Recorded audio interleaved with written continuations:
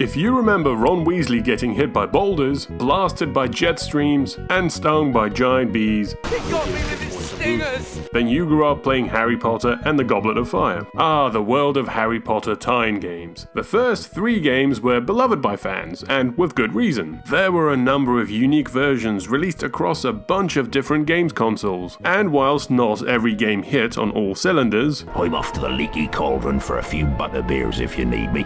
the sheer variety of games meant there was something for everyone. But starting with the Goblet of Fire, EA decided to change things up a bit. They traded the open world exploration for a more level-based design and streamlined the development to focus more on ports as opposed to totally different games. Still, Goblet of Fire was released across 7 different platforms, and in this video we're going to be comparing each of them. Let's start with the console version released for the PlayStation 2, Gamecube and Xbox. This game carries over the co-op elements established in The Prisoner of Azkaban, only now you can actually play the game co-op multiplayer. And here they are, the trio. Although I've got to say they kind of look like 30-year-olds cosplaying as Harry Potter characters. Are you seriously telling me there's only a year's difference between these two? Anyway, the game starts at the Quidditch World Cup camping ground. Okay, here we are. Whoa, shit! First thing that happens in this game, someone just chucks a wizard grenade. And look at the trio, they just get up and walk it off like the battle-hardened 30-year-olds that they really are. As I said, teamwork is a big gimmick in this game. Moving heavy objects is back from the last game, but the trio have finally figured out that they can just use spells instead of getting a herniated disc. And that's really what the co-op mechanics are in this game, just getting the other 2 characters to cast the same spell as you are. The game is better played with friends, but if you don't have any friends, or your friends tell you, "What?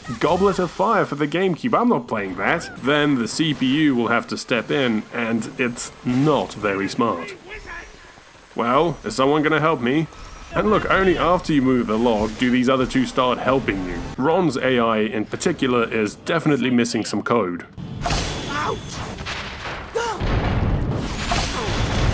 So yeah, you start the game moving through the campsite as it's attacked by Death Eaters.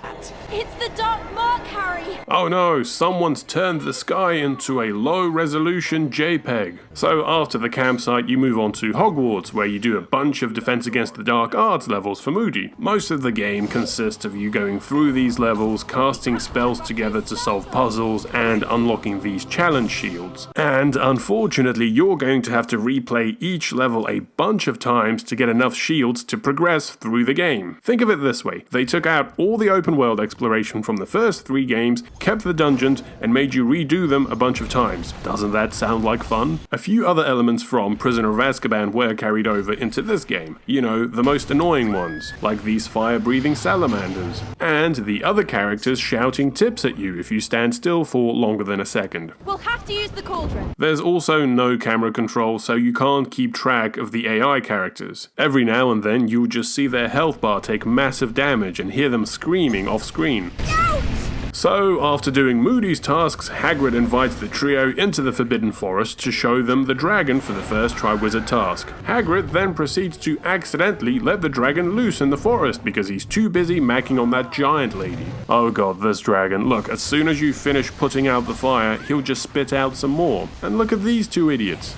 Come on, are you gonna help me or what? Eventually, you will move on to the first task, where Harry has to grab the Cadbury's Easter egg that's guarded by the dragon. That's right, that means it's time to get on a broomstick. And look, the rings from the earlier games make a return. I guess EA couldn't help themselves. The flying controls are a little better than the older games, but that's only because this entire level is kind of on rails. You just have to make sure Harry doesn't crash into the trees. I just find it so strange. Look, they went out of their way to create this really detailed model of Hogwarts and its grounds, only to use it on, essentially, a mini-game instead of developing an updated open-world game. Alright then, let's move on to the next level, which is the prefect's bathroom. You see, it's obvious the developers wanted to create a level between the first and second tasks, but most of the plot in this part of the movie and the book revolved around the Yule Ball, and they couldn't exactly have a level with Harry asking out girls and getting rejected. So we get the prefect's bathroom level instead. Are you sure only prefects can use this bathroom? Something tells me Ron's regretting eating all those pumpkin pasties. The setup here is that the trio accidentally drop the egg down the drain and have to make their way through the sewers to get it back. Poor Ron, the developers really forgot to give him some essential functions.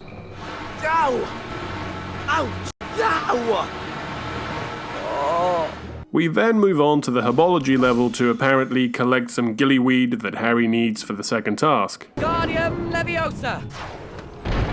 Can't you be more careful? Jesus Christ, Professor Sprout really let this place go. So the game is also filled with these really annoying Pokemon rejects that keep getting in the way every time you try to cast a spell. You've got the doggy lizard, or the salamander, or the fat bees. Okay, finally we're on to the second task. I wonder what interesting gameplay elements the developers will introduce here.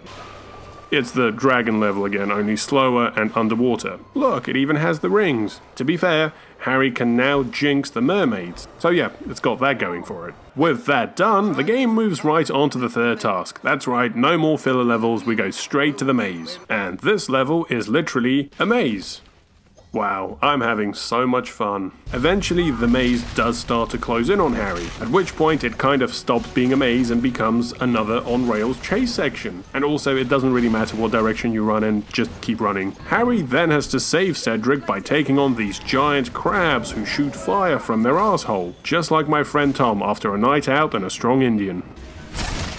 Oh, shit, I think he's dead. Oh, no, he's fine. A few moments later. Kill the spam! No! Avada Kedavra! And here we are, the final battle with Voldemort. Eventually, first, Harry has to fight these reanimated skeletons. Hold on, if this fight takes place in the village Voldemort's family's from, then I'm pretty sure I've just picked up and chucked Tom Riddle's great aunt Bessie. Oh nice, a pumpkin pasty. Okay, here we go, time for the beam struggle. Whoa, fucking hell, whoops, sorry about that. Shit, sorry. Alright Harry, you're done. Get the port key before the council turns up and makes you pay for all these damages. And there you have it, the console version of the Goblet of Fire. I would say this game is better when played with a friend, but be warned, the repetitive level design and awkward camera angle will put a serious strain on your friendship. In fact, if you manage to beat this game co-op and you're still talking at the end, then you've got a friend for life. And fellas, if you complete this with your girlfriend and she doesn't leave you, then you better marry her. Moving on, there's also a version of this game for both the PlayStation Portable and the PC, but they're pretty much the same as the console version apart from the visuals. The PC has slightly better graphics, whilst the PSP has obviously slightly worse graphics. It's actually oddly impressive how these developers were able to upscale and downscale this game according to the hardware. Also, the downgrade in graphics on the PSP means Voldemort has a really creepy face. And speaking of handhelds, let's move on to the Gameboy Advance version. Just like its big brother, this game also revolves around playing as the trio and using spells to solve puzzles. The gameplay is very similar too, and you'll be glad to know the AI in this version are also idiots. This version uses pre-rendered 3D sprites that were popular with Game Boy games at the time. They're alright, but I do kind of miss the cartoony style of the older Game Boy games. Okay, with the campsite done, we arrive at Hogwarts. The Game Boy version focuses a lot more on puzzles. It's actually quite similar to the Philosopher's Stone game for the Game Boy Advance. So you go through Moody's challenges, then the forest, before finally reaching the first task. It's your standard sideways chase. It kind of reminds me of the lava level from the old Aladdin game. Okay, so remember how I said the console developers had to do the prefect's bathroom level because they couldn't do a level based on the Yule Ball? Well, the Game Boy developers said, hold my beer. Here it is, the Yule Ball level, and it's a dance minigame. Of course it is. Oh, just look at Harry's dance moves. We then get the prefect's bathroom level, more plumbing-based puzzles here. The herbology level is replaced with Hagrid's Care of Magical Creatures class, but it's pretty much the same. What the hell is Hagrid doing? Get in my belly! On to the second task, where we get a nice tribute to Echo the Dolphin. Or maybe that's a tribute to the Hunt for Red October game. Anyway, you then do a bunch of challenges for Moody before finally moving on to the third task, which, again, is a maze. This is followed by the Voldemort battle. Okay, so something really odd happens right before the beam struggle. Look at this. Does Voldemort throw a Yu-Gi-Oh card at Harry? Anyway, time for the beam struggle. Wait, what? The beam struggle is another dancing minigame?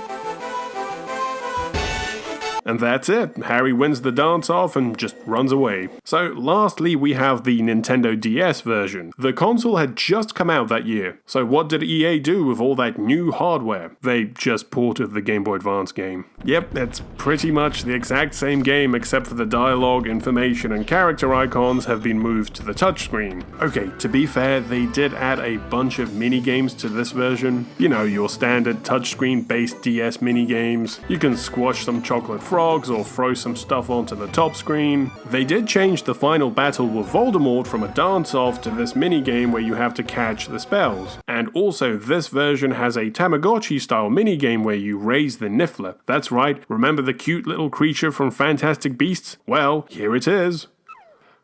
Kids, don't do drugs. And so, there we have it, every version of the Goblet of Fire game. What can I say, there's a lot of repetition in this game. Same puzzles, same spells, replaying the same level again and again. The only positive I can think of is that this was, and remains, one of the few local co-op Harry Potter games. But, I'll be honest, this was probably the low point for the series. The good news is the developers realized that too, which is why the next 2 games were a return to open world exploration. Poor Ron gets hurt plenty in those too, and he's not the only one. But we'll have to save that for another video. In the meantime, let me know what you thought about the Goblet of Fire game. Did you play it when it first came out? Is it one of those games that's made better through nostalgia, or is it just a hopeless mess? Let me know in the comments, and as always, remember to like and subscribe. I'll see you next time.